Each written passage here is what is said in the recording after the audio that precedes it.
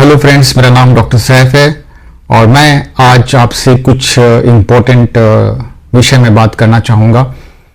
Topic है जो कि आपने देख लिया होगा कि मेरी माँ वेंटिलेटर पे है और उसकी ट्रैकियोस्टमी हो रखी है, पर ट्रैकियोस्टमी होने के बाद भी वेंटिलेटर से बाहर नहीं आ पा रही है। जैसा कि डॉक्टर ने पहले हमको बताया था कि ट्रैकियोस्टमी करने के बाद वेंटिलेटर से बाहर रह जाएंगे पेशेंट, लेकिन वो अभी तक काफी टाइम हो गया है वेंटिलेटर से बाहर नहीं आ पा रही हैं, आईसीयू से बाहर नहीं आ पा रही है। और इंडियन पेशेंट्स के लिए सबसे इंपॉर्टेंट बात होती है कि खर्चा, तो जो आईसीयू की कॉस्ट है वो बढ़ती जा रही है और आगे क्या करें क्या ना करें और कब तक के इस तरह से वेंटिलेटर पे रखें। तो ये सारे विषयों पे मैं आज बात करूंगा जो कि इंपॉर्टेंट है सबके लिए जानना।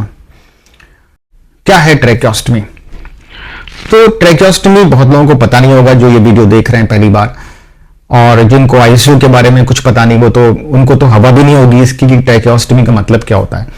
तो trachea is this the neck, आप यहां पर जो जिससे आप बात कर रहे हो, यानी आपकी आवाज जैसे मुंह से निकल रही है, तो ये जो आपका आगे का जो पाइप है ये आप फील कर सकते हो, ये है आपका ट्रैकिया।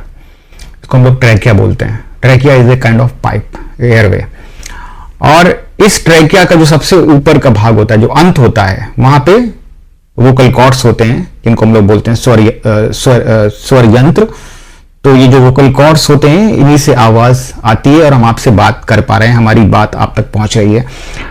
तो अगर ये स्वयंत्र यानी कि वोकल कॉर्ड्स ठीक से वाइब्रेट ना करें, कंपन ना हो इनके बीच में हवा के द्वारा, तो ये आपसे हम बात भी नहीं कर पाएंगे। तो ये इसकी जो है वो इंपॉर्टेंस है।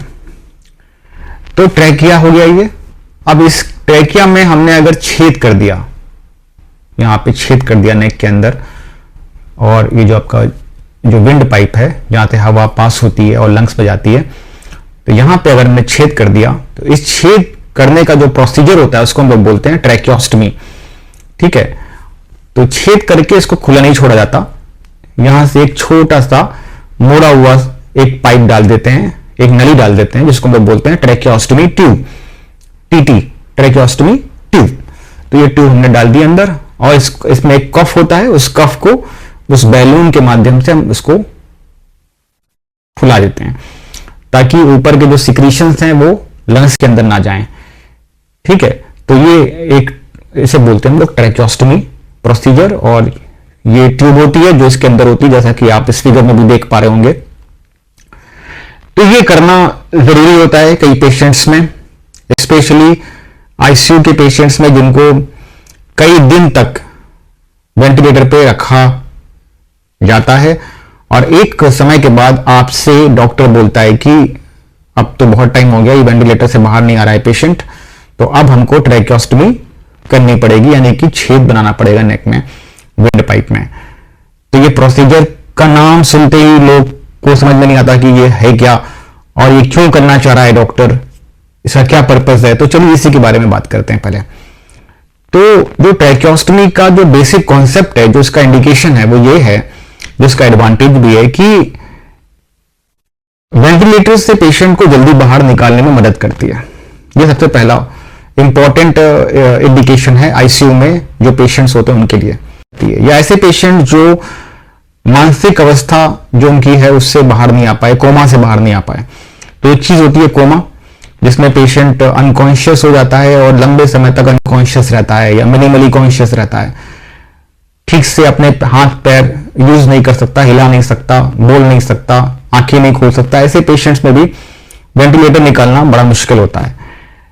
तो ये ऐसे पेशेंट जिनमें लंग्स में बहुत डैमेजेस हो गए हैं, इन्फेक्शन हो गया है, या और किसी वजह से कोई क्रिटिकल इलनेस, ऐसी गंभीर बीमारी हो गई जिसकी वजह से वेंटिलेटर से बाहर नहीं आ सकता। फॉर एग्जाम्पल किसी पेशेंट को न्यूरोमस्कुलर डिसऑर्डर हो गया, यानी कि उसकी जो मांसपेशियां हैं उसमें हरकत बंद हो गई, जो हम जैसे उंगली हिला रहे हैं अभी आराम से, ठीक है, तो हिला ही ना पाए, ये उंगली बहुत भारी लगे, ये हाथ बहुत भारी लगे, उठाना भी मुश्किल हो जाए, तो सांस लेना भी मुश्किल हो जाएगा। क्योंकि सांस भी जो हम लेते हैं वो एक मसल्स होती है हमारे अंदर, बॉडी के अंदर, जिसे हम लोग बोलते हैं डायफ्राम, और थोड़ी बहुत और भी मसल्स होती हैं, एक्सेसरी मसल्स ऑफ इंस्पिरेशन जैसे बोलते हैं, तो उनके थ्रू हम सांस ले रहे होते हैं। तो ये सारी मसल्स और को चलाने के लिए न्यूरॉन्स चाहिए, यानी कि इलेक्ट्रिकल वायर चाहिए जो कि स्पाइनल कॉर्ड से कनेक्ट होते हैं, और स्पाइनल कॉर्ड ब्रेन से कनेक्ट होता है। तो अगर कहीं पे भी कुछ सिस्टम में तारों में कुछ गड़बड़ हो जाए, या फिर कोई नर्व कंडक्शन का इश्यू हो जाए, या मसल्स के अंदर कोई गंभीर रूप से प्रॉब्लम उत्पन्न हो जाए, तो ऐसे में आपको मसल्स को यूज करना मुश्किल हो जाएगा एकदम, और उस कंडीशन को बोलते हैं paralysis, kind of paralysis, right. तो ऐसे में आप वेंटिलेटर की जरूरत पड़ती है, और वेंटिलेटर से निकालना भी ऐसे पेशेंट्स को कभी कभी मुश्किल होता है।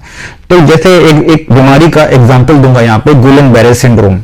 तो एक सिंड्रोम एक ऐसी बीमारी है जिसमें वीकनेस शुरू होती है पांव से नीचे, पैरों से शुरू होती है, और ये बढ़ते बढ़ते बढ़ते वीकनेस हाथों में जाती है। उसके बाद आदमी सांस लेना भी बंद कर देता है बाद में।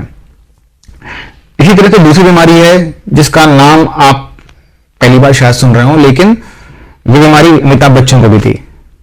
तो इस बीमारी का नाम है माइस्थेनिया ग्रेविस। तो माइस्थेनिया ग्रेविस एक ऐसी बीमारी है जिसमें मसल वीकनेस हो जाती है। उसमें पर्टिकुलर मसल की वीकनेस होती है, जो हमारी आंखें होती हैं, जिससे हम लोग जो हम पलक झपका रहे हैं, तो पलक झपकाने और आंखों को मीचने में जो मसल यूज होती है, वो मसल भी पैरालाइज हो जाती है। तो इंसान जो है अपनी आंखों को की जो पलकें होती हैं उसको भी ठीक से उठा नहीं पाता, ठीक है। तो आंखों की पलकों को उठाना भी भारी पड़ता है, तो बहुत बोझिल लगती है। कहते हैं जैसे नींद बहुत तेज आ रही हो तो आंखों को खोलना भी मुश्किल हो जाता है, कई बार ऐसा नॉर्मली भी होता है। तो आंखों को अगर खोलना भी मुश्किल हो रहा है, सुबह तो बहुत ताकत रहती है और एकदम 2-4 घंटे काम करके बुरी तरह से थक जाते हैं, तो एक्सट्रीम फटीगेबिलिटी, तो ये माइस्थेनिया ग्रेविस में होता है। तो ऐसे पेशेंट जब आईसीयू में आते हैं ना, तो उनको वेंटिलेटर से बाहर निकालना मुश्किल होता है, और हम लोग ट्रैकियोस्टमी एडवाइस करते हैं कि यहाँ पे छेद बनाना पड़ेगा, नहीं तो वेंटिलेटर से निकालना संभव नहीं है। तो ट्रैकियोस्टमी जैसे करनी है तो उसके बाद क्या कॉम्प्लिकेशंस हो सकते हैं? तो पहला ये है कि क्योंकि एक सर्जिकल प्रोसीजर है तो यहाँ ब्लीडिंग हो सकती है। इसके अलावा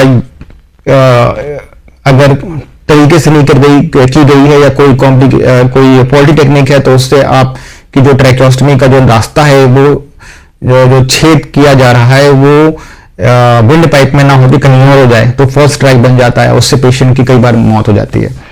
और तीसरा कॉम्प्लिकेशन है निमोथोरैक्स, यानी कि लंग्स के बाहर एक झिल्ली होती है, वहां पे हवा का भर जाना, उससे लंग्स कंप्रेस हो जाते हैं और फौरन ऑक्सीजन सैचुरेशन बॉडी के अंदर ऑक्सीजन की कमी हो जाती है। तो ये भी एक लाइफ थ्रेटनिंग कॉम्प्लिकेशन है।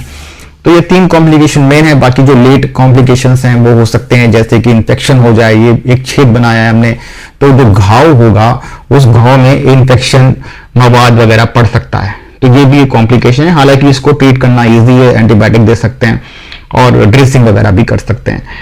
लेट कॉम्प्लिकेशन हो जाता है कई बार ट्रैकियोइसोफेजियल फिस्टुला बोलते हैं उसको, यानी कि आपकी जो खाने की नली है और जो सांस की नली है, इनके बीच में कनेक्शन बन जाता है, जो कि सही नहीं है, एबनॉर्मल कनेक्शन बन जाता है, और जो भी आप खाते हो सांस की नली में जा सकता है। तो ये भी एक खराब सिचुएशन है जो हो सकती है। इसके अलावा बहुत सारे कॉम्प्लिकेशंस हो सकते हैं। ये मेजर जो इंटरेस्टिंग कॉम्प्लिकेशंस है वो मैंने आपको बताए हैं। अब ट्रैकियोस्टमी कर दी, वेंटिलेटर पे पेशेंट है, बाहर नहीं आ रहा, क्या रीजन हो सकते हैं? तो पहला रीजन तो यही है कि जिस डिसीज के लिए आप एडमिट हुए आईसीयू में, वो डिसीज बहुत ही कॉम्प्लिकेटेड है। फॉर एग्जाम्पल कैंसर हो गया, अब वो कैंसर जो है वो वक्त के साथ साथ और बढ़ गया आईसीयू के अंदर, या आप एक्सपेक्ट कर रहे थे कि जो मरीज हो जाएगी, पेशेंट इन्फेक्शन से आया, इन्फेक्शन धीरे धीरे करके कम हो जाएगा, खत्म हो जाएगा, ये सब नहीं हो रहा है, और पेशेंट कॉम्प्लिकेशंस पे कॉम्प्लिकेशंस झेल रहा है, कुछ ना कुछ होता चला जा रहा है आईसीयू के अंदर, जिसकी वजह से पेशेंट को वेंटिलेटर से निकालना बहुत ही मुश्किल हो रहा है डॉक्टरों के लिए। तो ऐसे केस में वेंटिलेटर पे ही रह जाता है पेशेंट कई बार, और ना चाहते हुए भी डॉक्टर्स के पास कुछ चारा ही नहीं रहता, सिर्फ कंसोलेशन देने के लिए, पेशेंट्स को एश्योरेंस देने के लिए कि भाई पेशेंट के रिलेटिव को कि ठीक है अभी और थोड़ा वेट करो, थोड़ा और वेट करो, थोड़ा वेट करो, तो आप एक ट्रैप में फंस जाते हो। क्लिनिशियन भी चाहता है जल्दी जल्दी वेंटिलेटर से पेशेंट बाहर आ जाए, पेशेंट के रिलेटिव भी चाहते हैं कि पेशेंट वेंटिलेटर से बाहर आके घर जाए, लेकिन ये नहीं हो पाता, क्योंकि नेचुरल चीजें हैं, बॉडी के अंदर बहुत सारे कनेक्शंस हैं, बहुत सारे तरह के बैलेंसेस हैं, वो मेंटेन करना काफी मुश्किल हो जाता है किसी भी डॉक्टर के लिए, उसमें डॉक्टर की कोई गलती नहीं है, ठीक है। तो वेंटिलेटर पे पेशेंट रह जाता है, तो उसमें क्या ऑप्शंस बचते हैं हमारे पास। तो कई बार ऐसा होता है कि वेंटिलेटर पे पेशेंट चला गया, इसका मतलब डायफ्राम जो जिससे सांस लेते हैं ना, वो भी एकदम पैरालाइज हो चुके हैं, ऐसा भी हो सकता है। इसको हम बोलते हैं ventilator induced diastolic diaphragmatic dysfunction. तो ऐसे पेशेंट्स में भी वेंटिलेटर से निकालना मुश्किल होता है। और कभी कभी एक चीज होती है, इसको बोलते हैं हम लोग क्रिटिकल इलनेस मायोपैथी या न्यूरोपैथी। तो आईसीयू में रहते रहते ही मसल्स पूरी जाम हो जाती हैं, खराब हो जाती हैं, तो उसमें भी वेंटिलेटर से निकालना मुश्किल होता है। तो पेशेंट कॉन्शियस है, कोऑपरेटिव है, पढ़ रहा है, लिख रहा है, आराम से बातें लैपटॉप पे टाइप भी कर रहा है, मोबाइल फोन पे भी बात कर रहा है, लेकिन मतलब मोबाइल फोन पे भी चैटिंग कर रहा है, बात तो कर ही नहीं पाएगा क्योंकि ट्रैकियोस्टमी करने के बाद आप बोल नहीं सकते, पर कम्युनिकेटिव है। तो ऐसे पेशेंट्स को जो कि सिर्फ वेंटिलेटर डिपेंडेंट हैं बट अदरवाइज ओके हैं, ऐसे भी बहुत से पेशेंट्स हो सकते हैं। तो ऐसे पेशेंट्स को फिर हम होम वेंटिलेटर की सलाह देते हैं कि कोई बात नहीं, एक छोटा सा वेंटिलेटर होता है बाइपैप की तरह, तो उसकी एक ट्यूब हम लोग लगा देते हैं, सर्किट को ट्रैकियोस्टमी से कनेक्ट करके और घर भेज सकते हैं। एक नर्स को हम लोग ट्रेन कर देते हैं जो घर पे ऐसे पेशेंट्स की देखरेख करती रहे। उसमें और भी एस्पेक्ट हो सकते हैं, जैसे उनकी ट्यूब फीडिंग कैसे करेंगे, उनको बेड सोर मैनेजमेंट कैसे करेंगे, उनकी पोजीशनिंग कैसे करेंगे, अल्सर्स को कैसे प्रिवेंट करेंगे, बहुत सारे कॉम्प्लिकेशंस होते हैं वेंटिलेटर पे पेशेंट्स के, तो उनको कैसे प्रिवेंट करेंगे। ऐसी एजुकेशन पेशेंट्स के रिलेटिव को और जो नर्स जो हायर करते हैं पेशेंट्स के रिलेटिव, उसको भी देना जरूरी है आईसीयू की नर्सेस के द्वारा। तो ये सपोर्ट सिस्टम हमने खड़ा किया है कई सारे डेवलप कंट्रीज में बहुत पहले से है, लेकिन इंडिया में और जो डेवलपिंग कंट्रीज है उसमें नया नया है। तो इससे जो है जो क्वालिटी ऑफ लाइफ है वेंटिलेटेड पेशेंट्स की ट्रैकियोस्टमी पे, उनकी काफी अंतर आ जाता है। तो बस इतनी सी बात है। बाकी what can we do as a family, तो हम लोग फैमिली की तरह क्या कर सकते हैं? भाई कुछ नहीं कर सकते आपको सिर्फ वेट करना है, और डॉक्टर्स पे प्रेशर मत बनाइए। जो आईसीयू में काम करें वो ऑलरेडी प्रेशर पे हैं, ऑलरेडी उनके पास बहुत सारे स्ट्रेस हैं, तो उनको बस यही बोलिए कि ठीक है, और क्या क्या ऑप्शंस हो सकते हैं, अपने ऑप्शंस के बारे में जानना जरूरी है, जागरूक होना जरूरी है। और अगर आपके पास पैसा नहीं है तो फिर आप ये कर सकते हैं कि कोई होम वेंटिलेटर का जुगाड़ करके और डिस्चार्ज करवा के घर ले जाइए। आप एक छोटे से हॉस्पिटल में भी ट्रांसफर करवा सकते हैं अपने पेशेंट को, अगर उनको बहुत दिक्कत, बहुत क्रिटिकल प्रॉब्लम्स नहीं है तो आज के लिए बस इतना ही। अपना ख्याल रखें। Bye bye, take care.